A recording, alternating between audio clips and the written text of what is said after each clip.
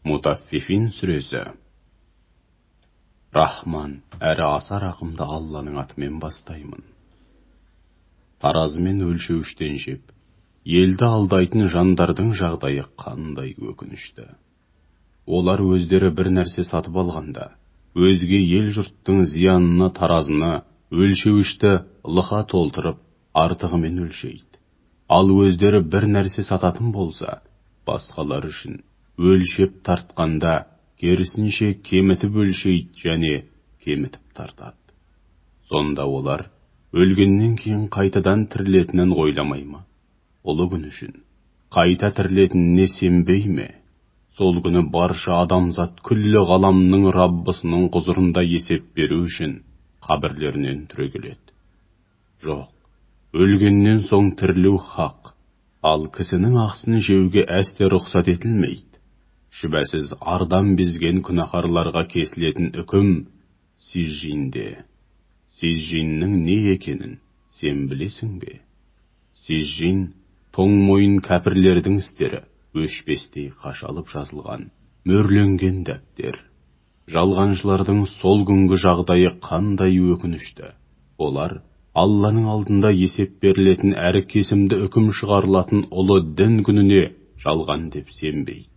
Ол күнді тек шектен шыққан азғындар мен күнәға белшесінен батқан күнәһарлар ғана жалған санайды.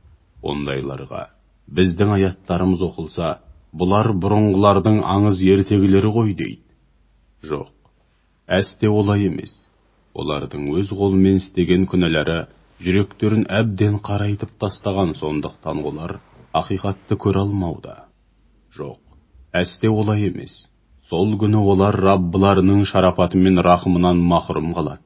Содан кейін, шүбәсіз, жанып шыжғырлу үшін жалынатқан жаһаннамға тасталады. Содан соң оларға, міне, дүниеде өздерің сенбеген ақиқат осы делінеді. Жоқ, өлгеннен соң тірілу хақ, ал кісінің ақысын жеуге әсте рұқсат етілмейді. Ал ізгі жандарға қатысты берілетін үкім болса, иллинде. Иллиннің не екенін білесің бе? Иллин хаққа иман келдірген ізгі жандардың істері өшпестей болып жазылған, мөрленген дәптер. Алланың хақ құлдары оны көріп, оқиды.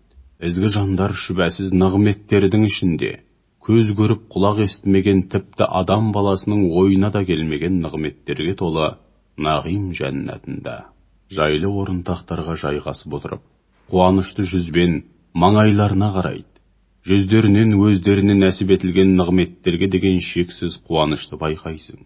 Оларға зиянды нәрселерден ада, таза екенін білдіретін мөрі бар тап-таза мөлдір шарап сұнылады. Ішілген соң түбінен хош иісі аңқиды.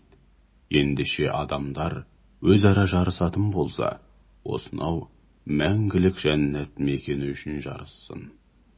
Ол шарапқа жәннаттың ең ұлы қайнарынан алынатын тәсним суы қосылған. Тәсним қайнарынан Алланың ең жақын хас құлдары қанғанша ішеді. Күнәға белшесінен батқан кәпірлер дүниеде мүміндерді келемеждеп күлетін еді. Олардың қасынан өткенде бір-біріне ишара жасап, ымдап, оларды келемеждеп кемістетін еді. Үйлеріне қайтқанда сол істеріне мәз болып масаттанатын. Оларды көргендерінде мыналар шынымен адасқандар деп жазғыратын. Әйтсе де олар мүміндерге қатысты үкім беретіндей, олардың үстінен бақылаушы болып тағайындалмаған еді. Ал енді міне, Алланың алдында есеп беретін бұл күні мүміндер кәпірлерге күледі. Жайлы орынтақтарға жайғасып, кәпірлердің жаһаннамда қалай азап шеккеніне қарап отырады. Қалай? Кәпірлер дүниедегі істерінің қарымтасын толық алды ма?